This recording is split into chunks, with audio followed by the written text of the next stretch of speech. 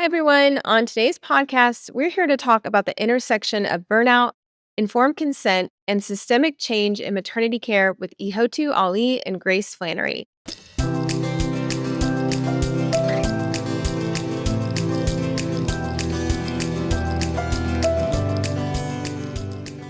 Hi, everyone, and welcome to today's episode of the Evidence Based Birth Podcast. Today, I'm so excited to talk with Ihotu Ali and Grace Flannery about preventing and healing burnout and how burnout is related to systemic problems in maternity care. Ihotu Jennifer Ali is a birth worker and soon to be holistic health doctor who is passionate about reclaiming ancestral ways of healing our wombs, our families, and our sense of connectedness to each other. Ihotu was raised among community healers on both Nigerian and Irish American sides of her family, who instilled in her a vision that world peace came not from politics, but from people who had truly healed their wounds. Ihotu went on to work with the United Nations as a maternal health researcher in Africa and the Caribbean, then as a doula and massage therapist in New York City, before returning home to Minnesota and going to medical school in response to the trauma she witnessed as a healer on the front lines after George Floyd's murder in 2020.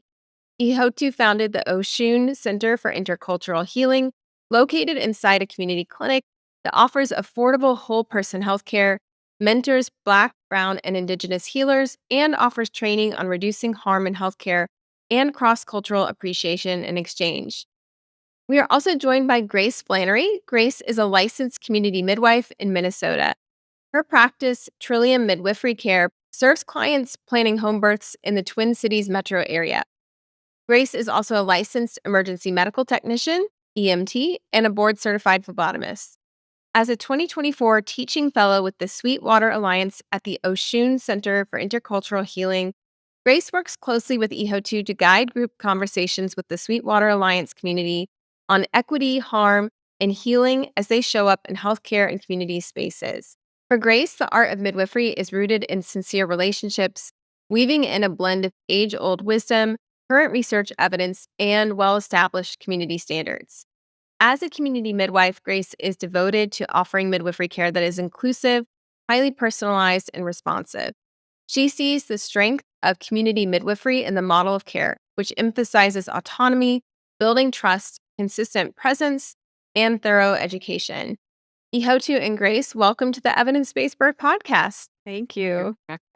So it's been a long time coming. We've wanted to have you two on the podcast to talk and share your wisdom with us. I was wondering if you could start off by just telling our listeners a little bit about how you two met and started working together and kind of what drew you to each other.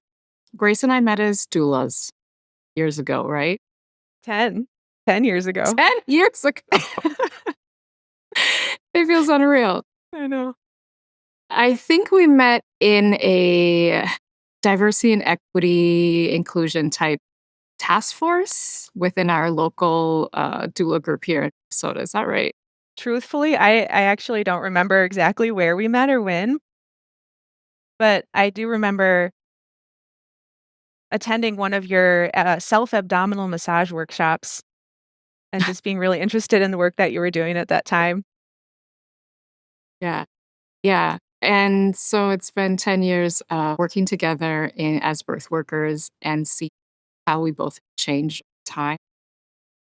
I remember, Grace, when you became a midwife and you went back to midwifery school. And then some years ago, I went back for chiropractic, and both super still in birth work, but from different lenses now. And the world has changed a lot, and Minnesota has changed a lot over the years. I was going to say it feels like a homecoming because, I used to be such a big part of the EBB family. And now after many years being away and now coming back and having this conversation just feels like a big full circle moment. It's a full circle moment. And we'll make sure to link in the show notes to Ihotu's many episodes with EBB. This is not your first time on the podcast, and you've done some amazing teaching here in the past. I'm really excited that you're here, though, to talk about burnout, because I know this is something that you, Ihotu, have wrestled with for years. And Grace, I'm sure, as a community-based midwife, it's something you've also dealt with. And it's a hot topic for birth workers that we talk to from all over the world. How do you keep going in a career that sometimes feels like it's designed to harm you in a way because you put your heart and soul into it, and there's, a lot of exposure to trauma. There's also a lot of hope and empowerment and amazing moments too. So I know it's a blend, but we also want to make sure that birth workers can keep doing the work as long as they want to. So can you talk a little bit more about like the importance of this topic for both of you, and also in the context of like birth work or healthcare in general and bodily autonomy? Yeah, Ihotu and I got started working together more recently, in the kind of the wake of George Floyd's murder and the uprising in Minneapolis, and a resurgence or a rededication that a lot of people brought to racial equity work and an interest in community-based organizing. And so I joined then the Sweetwater Alliance, which is Ihotu and the Oshun Center's program, as a fellow. But I think we have to tell the story of the work we were doing within that group in order to contextualize how we arrived at the need to really discuss burnout as a root cause of a lot of challenges we're seeing across healthcare. And Mm. I think it's important to note too that you had originally invited us to come on to this podcast to talk about informed choice and consent in birth spaces, and why we decided and ultimately suggested that we shift the topic a little bit. And so, Ihoto, I f I feel like you should talk about the Sweetwater Alliance. Yeah. Well, I kind of have to go back a little further than that, actually, because I'm in a place in my life where I'm integrating. So I got to go back a little further and then I'll catch up. So my first birth was a near miss, right? Someone who was very close to not surviving childbirth. And when you talk about trauma in the field, that's how I started. And that was just a slice of the many different types of kind of traumatic things that I was into at the time. I was working in war zones and just really interested in how do we bring peace into places of war or trauma. I have spent so many years trying to find a way through different professions and roles and schools to get to a place where I'm not burnt out. Because I started as a community based doula who was extremely burnt out. I became a massage therapist who was then through COVID very burnt out. Then I became a organizer who was very burnt out and working at EBB, and then went to chiropractic school and got probably the most burnt out I've ever been through these past. And I think what I'm realizing is it's not the role that you hold, it's in here. It's in here. You can go through so many different roles. The system has a piece of it that is designed to extract. And until you find a way to hold your internal boundaries, no matter where you are, you will always be subject to that extraction, right? And so it takes an Mhm. extremely strong spirit in order to hold that line when you see the extraction coming and say, no, I refuse, or I will divert, or I will find a way to creatively navigate and jump differently through that space to hold my own center. So that's kind of what we've been playing with the Sweetwater lines over these years, and particularly Grace and I going into a very deep dive over the past 6 months or so. More More? like more like a year and a half. I mean, well, when we really like pulled everything away. But True, yeah, the last 6 months have been quite intensive, that's true, but because that's when we were initially gonna do this podcast, and we're like, "No, we're not. We haven't done a deep enough dive." And Rebecca Gray, she was like, "Okay." Well, no, I remember thinking, well, this is like we're practicing it right now, right? It wasn't the right time. You two were in the midst of it, Yeah. in the midst of the extraction, as you might call it. And I think, you raise a really good point about holding onto your center and to your own power and energy, because I think many birth workers are very empathetic people and they want to give and give and give. And what they don't realize is that sometimes there are people and systems that all they do is take and they don't replenish. And it just becomes a big imbalance. And so I think you're right, Yoti. You talked about the pattern of being burned out in whatever role. and learning how to hold on to yourself and not letting people take from you Mhm. is part of it. Mhm. And making choices about where you want to give. Give fully to the areas that you're prepared to give fully, but that means you gotta hold a lot of other boundaries up, right? And when we wanna Grace and I are the kind of folks where we wanna do everything. We wanna be involved in all the organizations. We wanna do all the good things, and that's a recipe to burn out. And now you're not present with anyone, with yourself, with your family, with your clients. And I do feel like as birth workers, I remember, this is the why we do interviews. You don't just hire a doula based on the resume, right? You interview them. You wanna feel their presence. You wanna see how they answer your questions. You wanna see how they hold the space for you. That's different than a doctor, right? We're okay with a doctor having lots of different qualifications. A surgeon must have done that particular procedure many times before for us to trust them, but a doula, you wanna meet them. A midwife, you wanna meet them. You're gonna feel their energy Yes. and And yes. when you're burnt out, you have nothing. You cannot be present. You can't activate in the moment when you're needed. You can't hold space, right? So much of being a birth worker is about getting all of those distractions aside so you can hold this precious space for this person to do a very hard, important thing. And if you don't have the practice of doing that with yourself, how can you guide someone else through it? And so our presence, I think, as birth workers is different than maybe doctors or other healthcare workers. Also important that they have presence, but they can kind of get away with it, perhaps. Of not bringing maybe 100% of their Yeah. presence. And the burnout is what we've noticed through our work is that when you're in that space of burnout, you're just trying to get through the day and you can't stop and smell the rose when it's in front of you. Yeah, I this thing about burnout and our it's about our capacity, our resilience, our presence as birth workers, and in my case, as a midwife or, as the provider in the space. How how I am internally really influences how things feel in the space in general.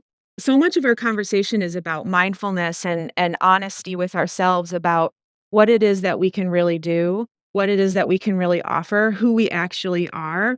And some of the honesty comes from, really challenging the shoulds, if you will, and really challenging these ideas that we have about what we should say, how we should behave, what we should be capable of doing, how much we should be capable of taking on.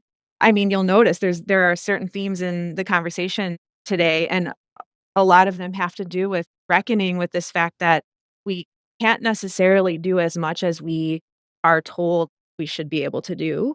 And we have to allow space for less, for slowing down, so that we can reclaim ourselves, so that we can then turn and bring that presence into the birth space. And this actually goes for hospital staff as much as it does for community practitioners like me who, in the model of care I'm offering, there is just kind of by its very nature more space for relationship. The visits are longer, we can slow things down. In a hospital or a large clinic-based environment where a provider is seeing 20 or even 30 patients a day in visits that are less than 10 minutes long when it comes to the actual face time between that provider and that patient, I think it becomes really impossible to manage this tension that exists between the humanity of the people in the room, the medical staff and the family or the patient who, and the institutional pressures that are around that person. So I think we'll talk a little bit about that too. Well, and then you brought up the story of Sweetwater, right? So we Yeah. went through all these hot topics, let's call them, right? Informed consent. We were taking Rebecca from you were the one who introduced me to Tamar Kuhn's work, The Characteristics of White Supremacy and the Antidotes, and we applied it to healthcare. So we're looking at perfectionism, we're looking at urgency, all these things that show up, right? Quantity over quality, right? Perfect, right? So many patients can't spend time with can't build real relationships with all of them. We we had very in-depth conversations month by month over a year, a couple of years with a collaborative of, I think we had up to at one point 40 different healthcare workers, therapists, yoga teachers, nurses, midwives, doctors, um, chiropractic students, right? We're all having these conversations, and we noticed a pattern. We could only get so far, and then we hit the burnout wall. Like everything boiled down to burnout. And we realized like we would get going on a really good top, like informed consent was so good, or like, agency and choice and allowing, we had good conversations about like asking consent of infants, before doing pediatric exams. And we would have these ideas and then we couldn't actionalize on anything, right? The group itself and just the world for the past few years have been so taxed. We're taking on so much. We want to be everywhere. We want to do everything. We want to fix everything We're today. constantly being bombarded with news that, 1,000 years ago, we wouldn't have known much more beyond our village. Yes! Right. This is literally something that we were planning on bringing up is like, Rebecca, she's right with us. Yeah, she is. Yeah, we can't do it all. And we got to be real. But we can choose what we're going to do. That's the thing. Choosing the thing, the right thing, not just getting swayed everywhere. Right. And in your discussions on burnout, and you said each time the group you almost like reach the bottom of your well, or my therapist calls it like your bucket of resiliency is overflowing. And so you can't fit anything else into your bucket. Um, what are some of the symptoms? Because in my experience, I've witnessed a lot of birth workers and healthcare workers get quote unquote burned out and then start exhibiting physical symptoms that they don't realize are the burnout, like perhaps headaches or digestive issues. Like, what are some of the symptoms you all have seen? Like everything in the chiropractic world. Okay. Headaches, back pain, anxiety, um, some level like shutdown, freeze, right? Vasovagal, nervous system, polyvagal stuff, sleep issues. I actually wanna challenge us even further, right? Because I think a lot of people don't realize they're burnt out, right? Our society has us convinced that a certain way of existing is the right way, and, if I just wanna ask people, like, how many days of the week do you get to the end of the day and feel like all you did that day was manage your to-do list or run after your schedule? How many days of the week do you get to the end of the day and realize you rushed the entire day? Or how many days of the week do you actually feel like you were able to embody the energy of a day off or a staycation or a lazy Sunday or however you wanna refer to this? Like, the way that we would manage our pacing, our internal rhythm, our energy on a slow day where we're trying to strip away the nonsense and give ourselves a break, uh, probably should be a lot closer to the way that we operate every day, right? Like, Hmm. Grace we has this. Sorry. oh, the That battery. that You that have this really hit home. amazing. No, you said like, how often are you a walking to-do list? Yeah. And I love that concept. And I'm also like, I'm damn proud when I'm a walking to-do list because I got through all my things. Like that is a stress response. Like when I'm proud of how productive I was. Now, there are seasons of your life when you have to be that. I get that. But like that pride in how productive I was, like that is exactly what we're talking about. That you weren't anything else but productive all day. You weren't a human. You were just a robot. I see people who become accustomed to that level of like giving, giving, giving, going, going, going. And they almost can't slow down, and I'll see them actually add things to their schedule, and I'll be like, "Why did you say yes to that?" Or, "Why did you sign up 3 more kids for 3 activities each?" Or something like that, you This know? is Ihotu's, so many of our conversations are about reminding ourselves, "No, we're staying focused," and then Ihotu will be like, "Well, what if I create this program that does like" and I'll be like, "Ihotu, you're trying to You're doing remove." it again. Yeah, you're doing it again. But It's like an addiction, it's an honestly. addiction. It's We it have an addiction. feels yeah. Productivity. And I wanna say though, there is a way to be in a relationship with your to-do list. You can have a personality where it's satisfying to be productive. Like, I'm one of these people, I really like discrete tasks that I can kind of conclude and that they feel wrapped up into a nice little bow and I can clear them off my plate. Like, I derive a lot of satisfaction from that, and I think it's less about a black and white, like, we can't appreciate productivity or we are only productive, and more about our relationship with ourselves in that and how many questions we're asking ourselves. In this moment right now, how do I feel? In this moment right now, what are my needs? In this moment right now, is it a good moment for me to handle this situation or this task? Or is it actually that I need to do something else? In this moment, is my what's my personal rhythm? What's my personal kind of way of operating throughout the day?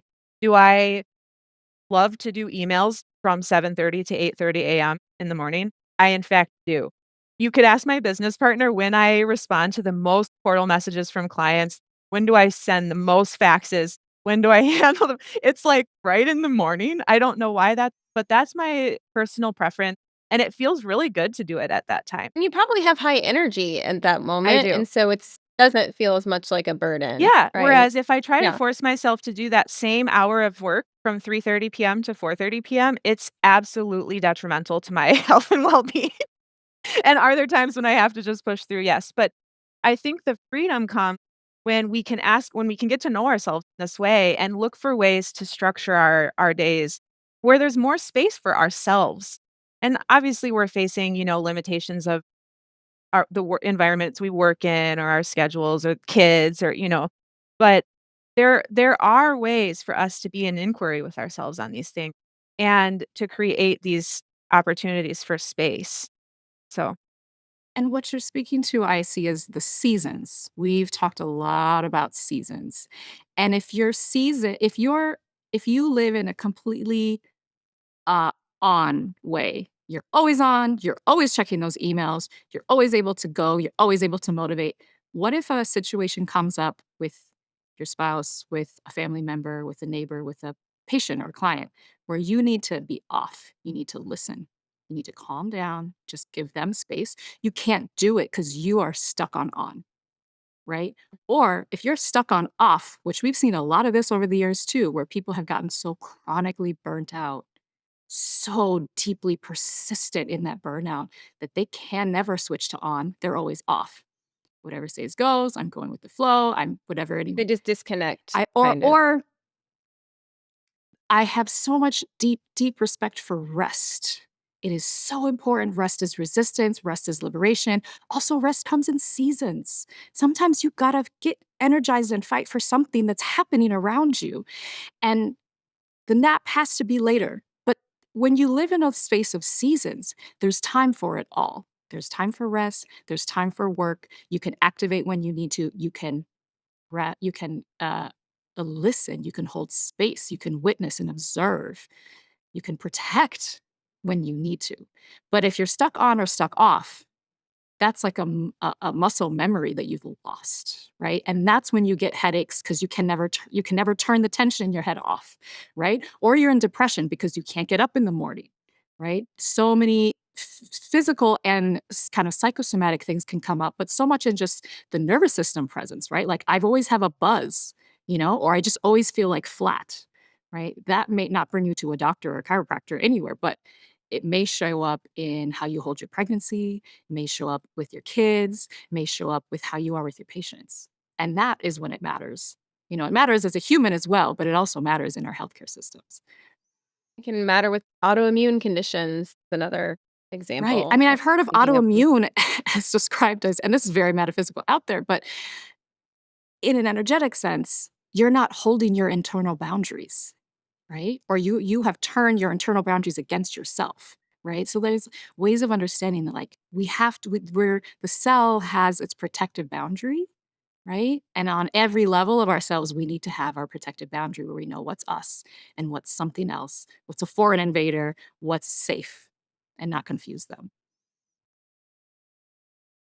So how do we do that? How do we build stronger buffers between us, unhealthy systems, unhealthy patterns, um, you know, reconnecting to us and getting into those seasons? Do you have any solutions you've been discussing amongst yourselves? We have done our deep dive and something is working. What is that? Well, as I started, it's this internal shift it's also support, right? Seasons. There are a few um, S words that we come up with, right? Just Like lay it's it been, out. Ihotu loves now I'm gonna go Ihotu for it. Ihotu loves a mnemonic. Ihotu loves a little mnemonic Well, that she can use I've to been remember. 5 years of memorizing science. I'm like, I don't remember anything anymore unless I have like a little trick. So The 4 the, S's. It's the the 4 essence. S's we will present to you today. So what are they again? Smallify. Okay. So seasons, making things small, support, and also spirit. If you're a spiritual person, this helps quite a bit as well too. So the first thing, like Rebecca, you were saying, is like understanding we can't do everything. We have to make some really strategic choices. And one of my teachers, I used to dance with the dance company, and my teacher would say, Ananya Chatterjee would say, smallify or like bigify, or so I love that word, like smallify your life. And then Grace was like, that sounds like Marie Kondo. Do you want to share? I just started saying, Marie Kondo your schedule. Marie These are the Kondo things your these are schedule. quite literally this is not stuff we develop to spit out on this podcast. These are the things we say to each other. We have a really robust chat. We send each other voice memos almost every day, and we are always these are the little quick one-liners we develop to remind each other of this work that we're doing and just help regain that center all the time, and I can't tell you how often we just throw them back and forth, like, and even in our work, I wanted to say we took February completely off. We, like, barely talked to each other for a whole month because we were in hibernation mode, and this was an agreement we mutually made, right? And so some of it is really clear communication about, as we're doing this inquiry with ourselves and really realizing and reckoning with capacity and what we wanna do with our energy, is to share with the people around us where we're at and kind of build alliances and be in it together. And so both of us realized like winter is a time of slowing down, it's a time of hibernation. We we needed that. We needed to incubate in a certain way, each of us individually and our work. And so we just agreed, okay, we'll do a once weekly check-in.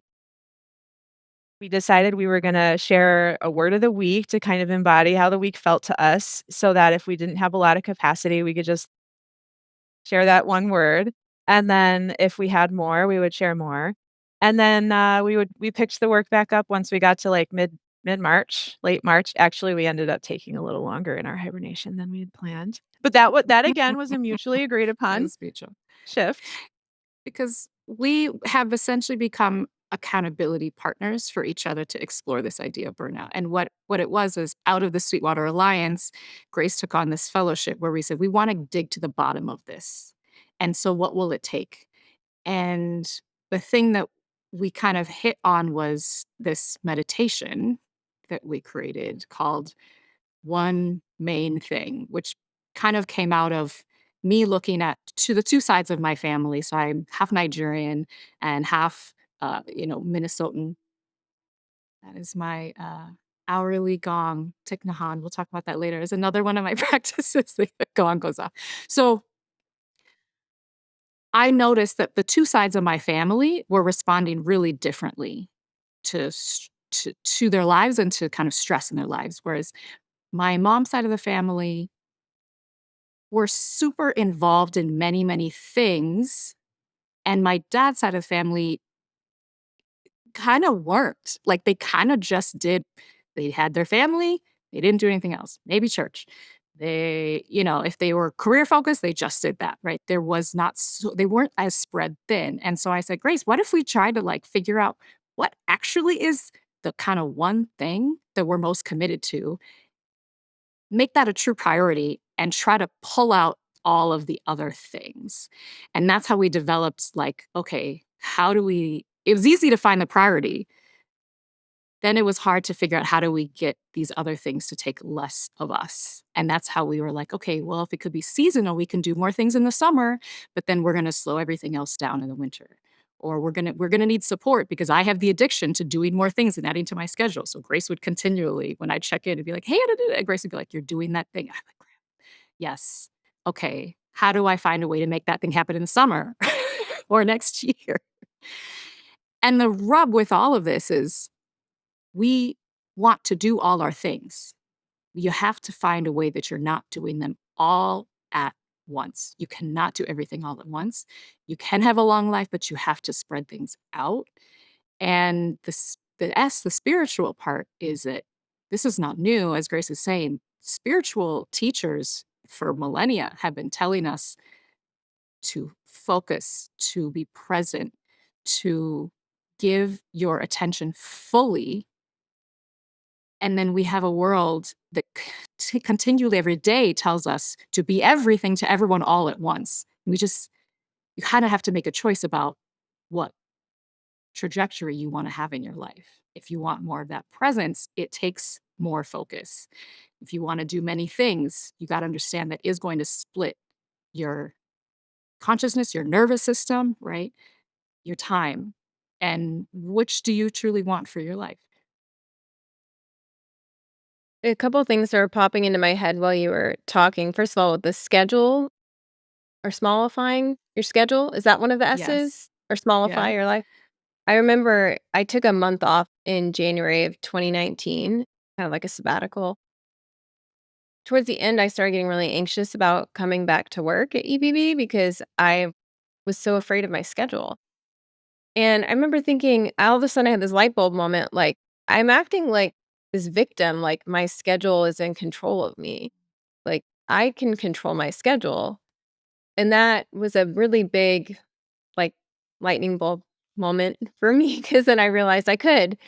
And I like your idea of looking for the one main thing because I've always looked at it in terms of, like, cutting things out of my life, which feels like coming from, like, kind of a negative perspective, but if you're talking about one main thing, it's more about, like, what am I prioritizing?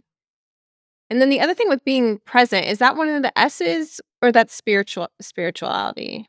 That's throughout. I feel like that's the goal. Spirituality. Spirituality might be connected to that presence. Yeah.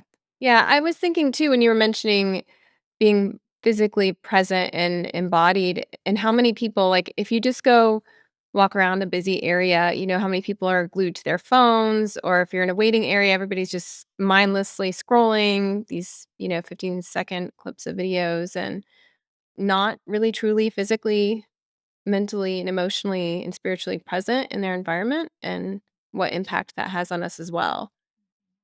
It seems like a coping strategy, but not a very healthy one. It is, yeah, and this is a big part of the deeper work and why it takes time and why it has taken Ihotu and I, a year and a half of being engaged in this arena because it's quite literally a rewriting of some deep wiring, and patterning that we have developed, in response to the pressures and stressors of our environment, our society, the way that our workplaces are structured, the expectations of, relationships and just, the things that we're all facing as adults. And the spirituality helps you find that. The It spirituality, like yeah, the one main thing is roots. a way of reconnecting with what our essential purpose is. And, each person we're born as we are and kind of have like a fundamental purpose and some reason that we're here. And not everybody has had the opportunity to connect with that. And that's a really kind of deep, way of expressing it. But um a lot of us, I think, because of the stressors and pressures that we're facing every day, have lost connection to our sense of purpose, or maybe haven't, like I just said, haven't found it at all, and or have lost connection to it. And so for healthcare workers, a lot of us have found our way to our purpose, which is this, service of people and their health and well-being. And the question that we have is, are you really experiencing that sense of purpose in your daily work, or has that been robbed of you? And are you kind of participating in that vicious cycle of disconnection from your purpose? And so, the one main thing, meditation or reflection that we created uh, and will share is all around helping to kind of unlock and reconnect in yourself and start to hear those messages about what is your purpose? What is it that you're meant to be focused on? What is it that you're meant to be most present with? For some people, they'll realize that's their family or their home life. For some people, they'll realize that that's their mission at work. For some people, it's activism. For some people, it's faith and participation in their faith community, right? But then once you realize what that one main thing is, you have an opportunity to assess the structure of your life as it is right now and ask yourself honest questions. And I keep saying that, honest questions, because it's really easy to bypass this process and just kind of make stuff up, you know? Uh and you have to really clear the debris to get down to the truth within yourself, and everyone's truth is different. And so our idea is that you could use this recording or some of the other resources that we will, leave for people to clear that debris, find the way that works for you to connect deeply and seek those answers. And from there, you apply practical solutions to helping yourself restructure things to the extent you need to kind of reclaim the space for yourself, that we're also separated from or divorced from or fragmented from, right? And I think that's so beautifully said, Grace. Um, and these things can change over time, right? Your one main thing may change. So when I first did the meditation, my one main thing came up as school. That was like, no, no, I didn't want that to be. But the place that I was in, this was several months ago, I was still in a place where I had to put school first. And I was having a lot of trouble doing that because I wanted to be back in my community but I realized I really want to finish so then I can serve my community. And it allowed me to make hard have hard conversations with myself and my community members and my family where it's like, I'm going to be there for y'all, but right now is not that time.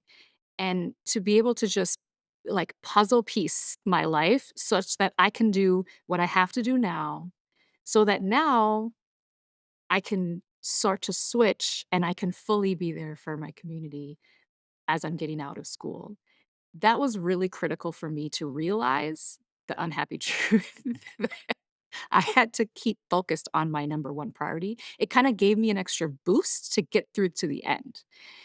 And I knew I wasn't letting things slip through my fingers just because I couldn't do it all. Like this feeling, this anxiety of like, I can't do it all. And I want to be there for everyone. And like I was realizing that's for me, that comes from like a tiny bit of like saviorism in me, where it's like, I feel like I can fix things that I'm not allowing myself to be a human having this experience go through life and having joy and presence through that experience. So it was, I feel like it was really an interesting experience going through and talking it through with Grace. Dear, what you chose as your one main thing, right? I don't know if you want to share it all, but Yeah, last year my one main thing was, in 2024, my one main thing was myself, my home life, my health, my marriage, my I just really needed to I was working on burnout. I really needed to give myself the space to work on burnout, and that meant deferring or pushing off or delaying different commitments. I stepped away from some, committee work that I was doing in the midwifery organization on the state level, and I was like, "Okay, well, I'm gonna be really focused on my midwifery practice, my home birth practice, and myself, my own well-being." Um, and it meant, that I wasn't actively maintaining as many of my friendships or family relationships in terms of how often I was initiating communication, how often I was seeing people. But I was just clear with people about that.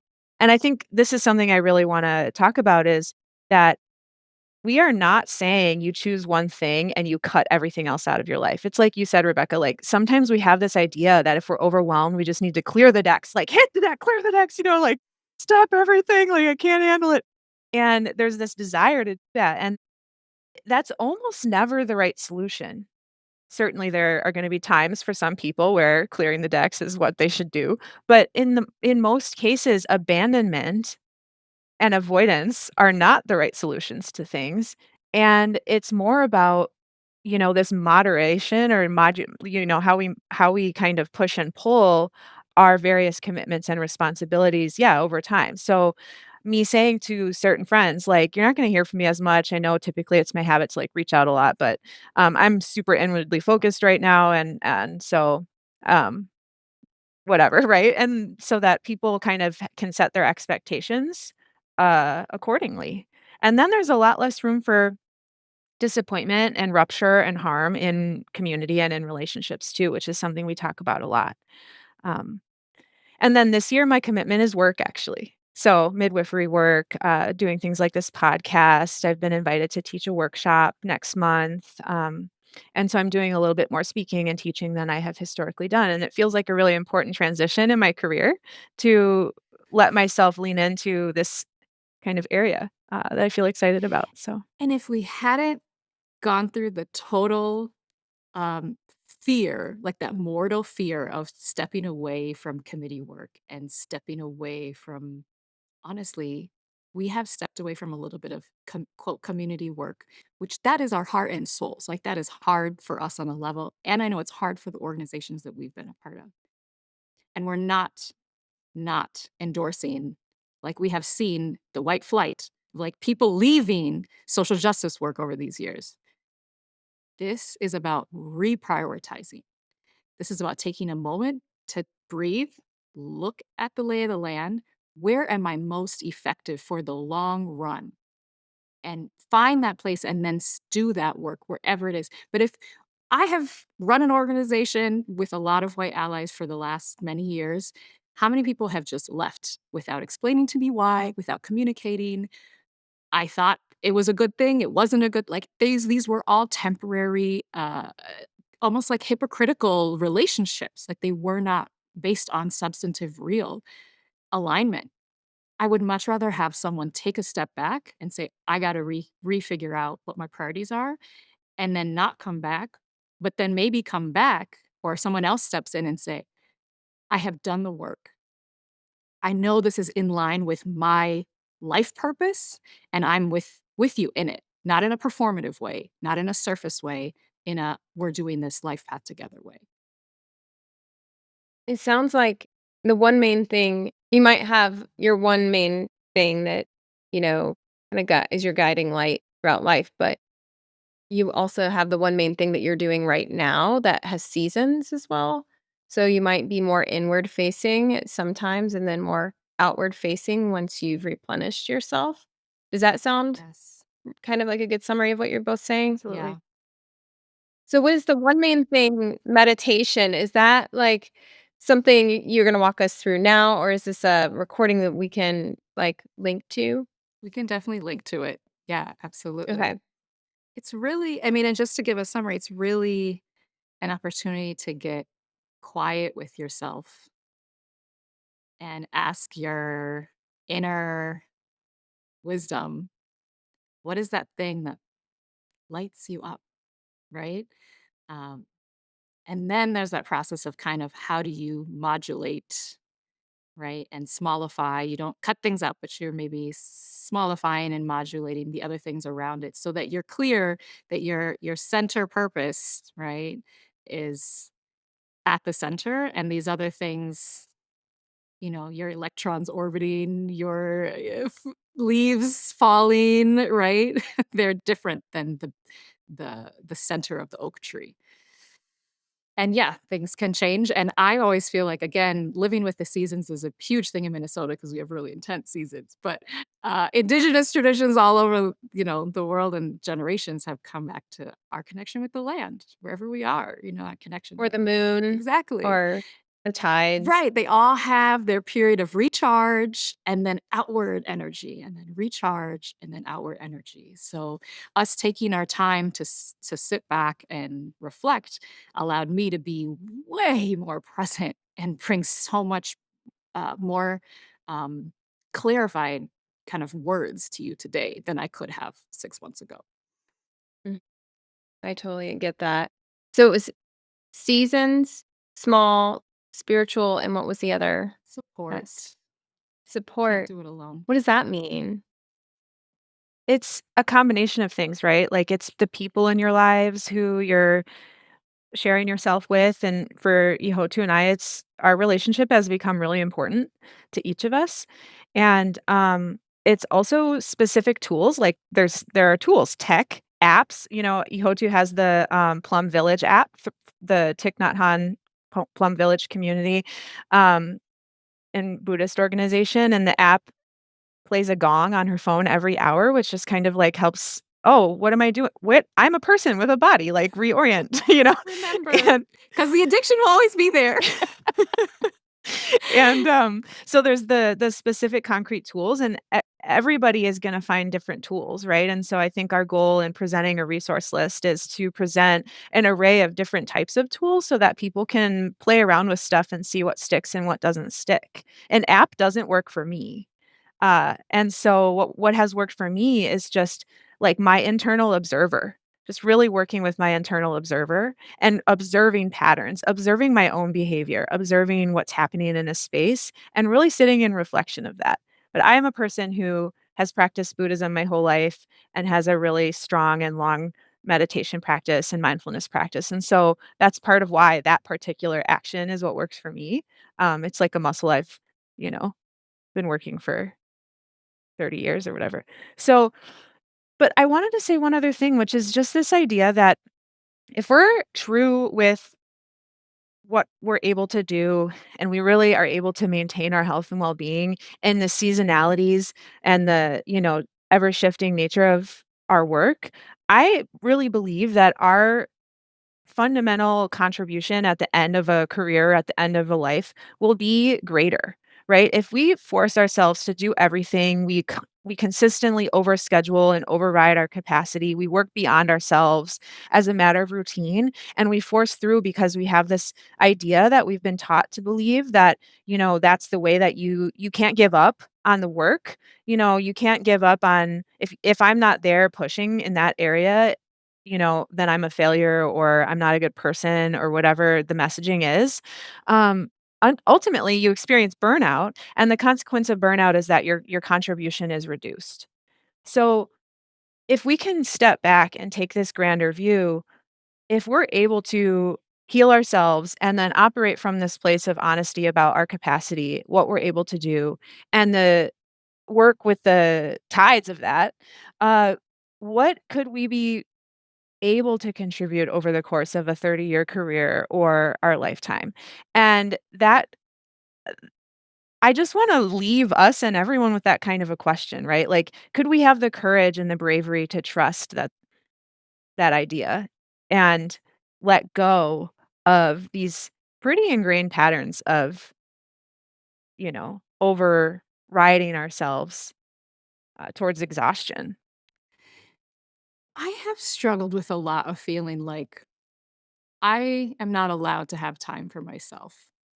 I am not allowed to um, take time to meditate. It took a long time for me to get to a place where I deserved time because I grew up in a family where I really took care of everyone, and if I wasn't there, then I felt like things would fall apart. And there's some deep patterns around. There's I give space for everyone. I will fight and hold space for you, but no one's fighting for me, and I'm not fighting for me. And it has gotten really ingrained, I think, in activist communities, in communities of color. I see it a bit in birth work too, where if I have not packed my schedule to the brim, then I'm not really doing the work. And there's a part of me that still feels that way, that I wanna show up. I wanna show. Maybe that's the thing. It's an external showing, right? But in my heart, I wanna be as passionately, like, in the work in my heart as I am, like, how it's showing up externally. You know, when you post all the time online and people are like, "Oh, you got so many posts," or whatever, but, like, all of it is not, like, quality, powerful, so, like, it takes a while to put together a really good post that's really saying something. I just feel like you got to really investigate that thing inside of you and allow yourself a moment to gosh, I remember the day when I like went and got my nails done and I was like, I'm totally selling out. like, I just and I'm not taking it to extremes, right? Like I am not taking vacations to Europe every weekend. Like I know that I care about my community. I know that I'm giving, but I don't actually anymore want to give more than is also coming back to me. Like, I want to be in a mutual flow with the universe and with my community. And to give everything away, I don't think that is what our ancestors wanted when they said, to that we stand on each other's shoulders. Like, I don't think that's the spirit of it, is to give everything away and be a martyr. Now, are we still working through all this? Yes. I think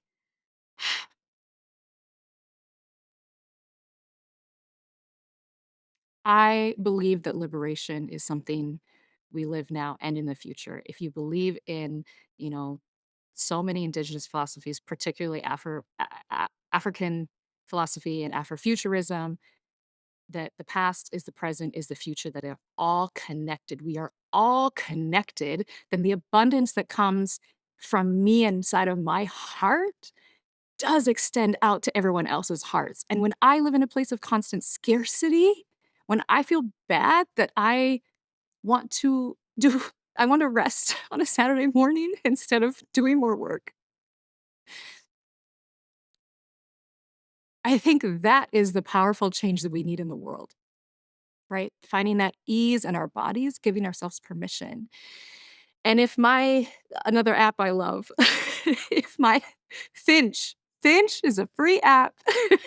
I have set up I actually share it now with a few friends and my mom and my sister. We get up in the morning, we do our little it's a self-care app. It's a little bird. And as you do more self-care, like, goals, as you check off your goals, the little bird grows.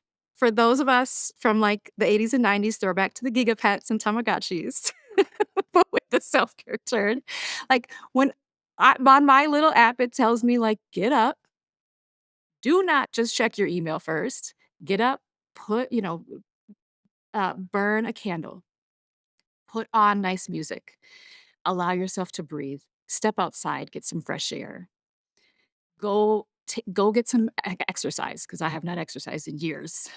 Like perimenopause is going to come on like woof intense. Once I do all those things, I'm plump. My energy is full, and I can give all that now to my emails and to my clients and to my patients and to my students. Right. But if I was coming from that energy of like just scraping to the next thing, I don't believe that is the energy I want to carry out into the world in Mm. my work. A lot of us probably use caffeine to kind of artificially create that energy, which I don't mean to make anybody feel bad. I know I'll use it's that not going sometimes. away, but It's okay. yeah, sometimes I ask myself, why? Like, why do we need that? Why can't we generate our own energy when we wake up? It's just kind of an interesting philosophical question I have Cortisol. that I don't know the answer to.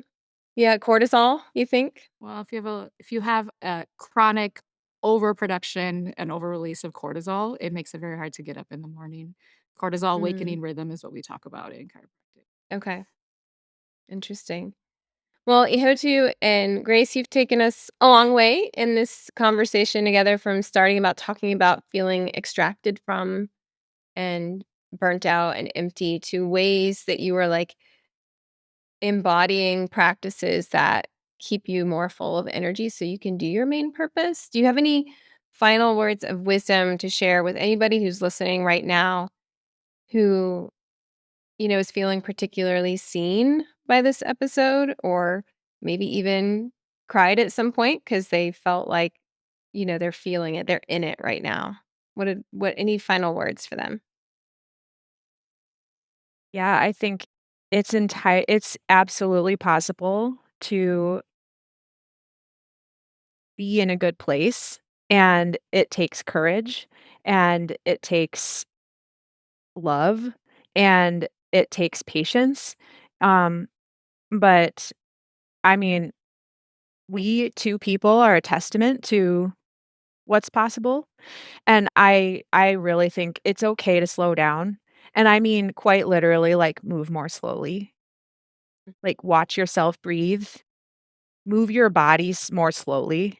I'm not even talking about, like, do less things in your day, but I'm literally talking, like, move more slowly, which I I feel the need to say more than one time, I think, because we have really forgotten even how to do that, and so throughout the day, if you notice that you're getting really sped up or you're kinda stuck in productivity mode or you're rushing from thing to thing, um, is to just move your body more slowly for a little bit.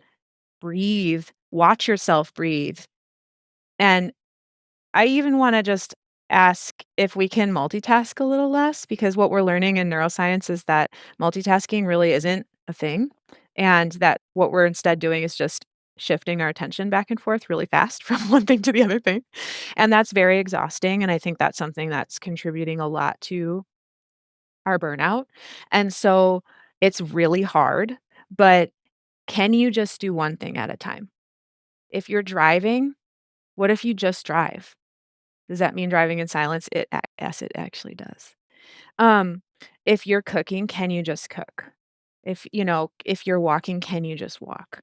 And we ended up talking a lot about Thich Nhat Hanh today as a teacher that both Ihotu and I are very connected with, and this is something that, he teaches too, is just do one thing at a time and bring your presence to it, and a lot of healing comes from that. And so, I I just felt like I really needed to say that as a last thought.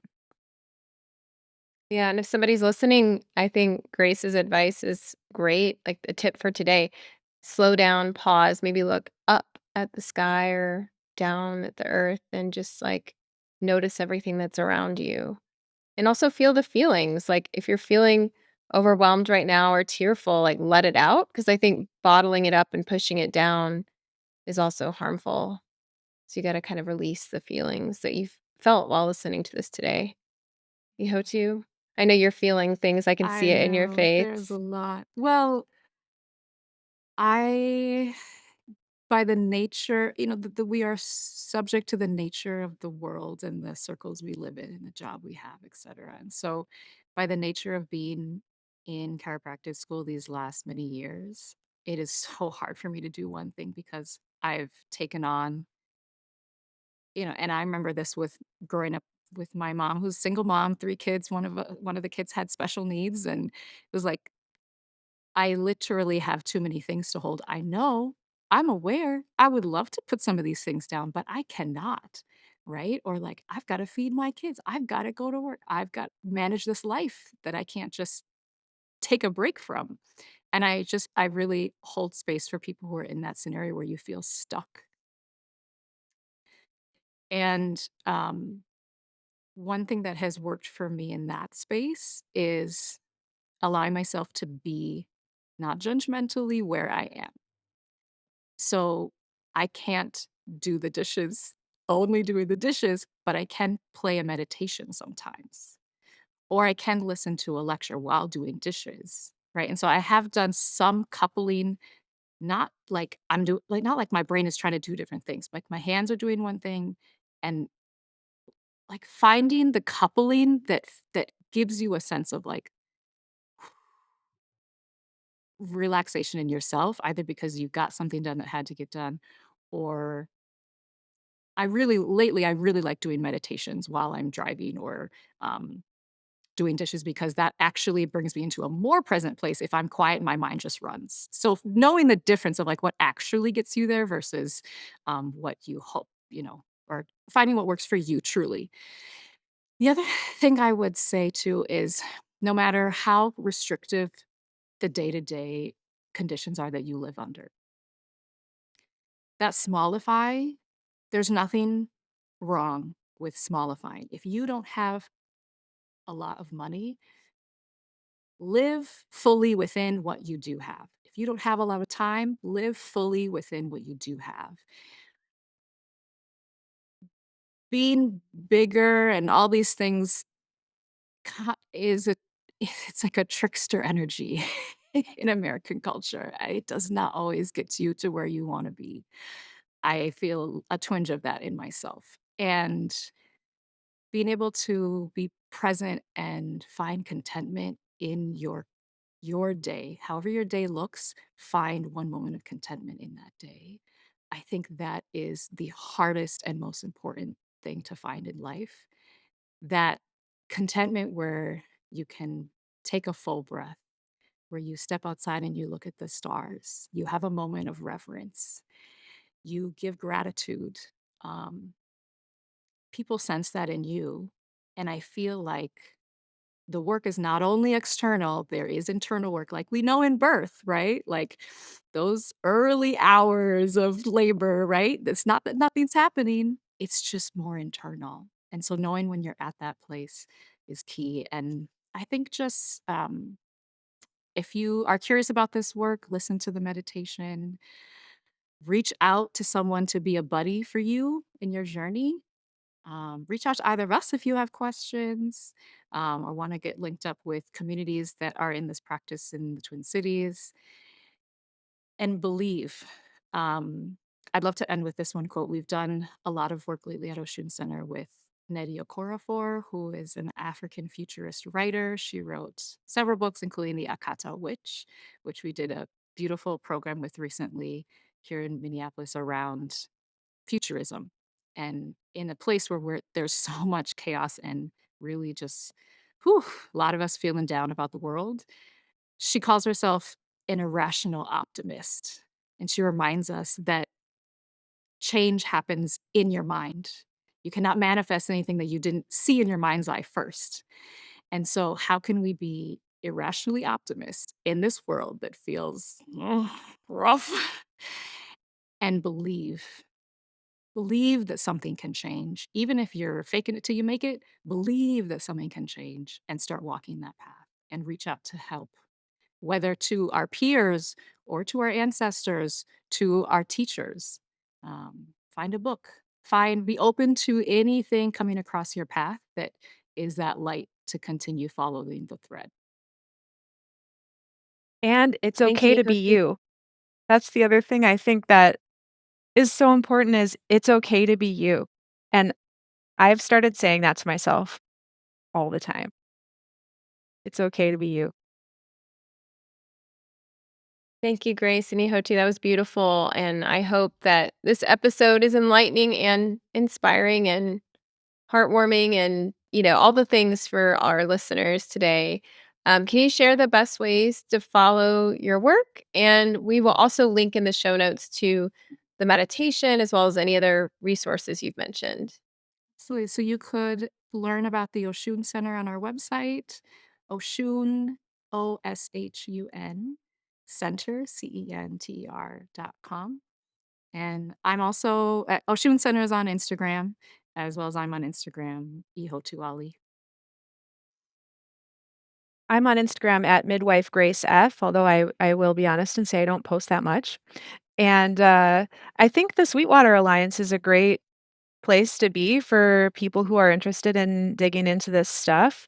We're transitioning our programming right now and going to be working on some online based modules, that you could access kind of asynchronously or on your own time.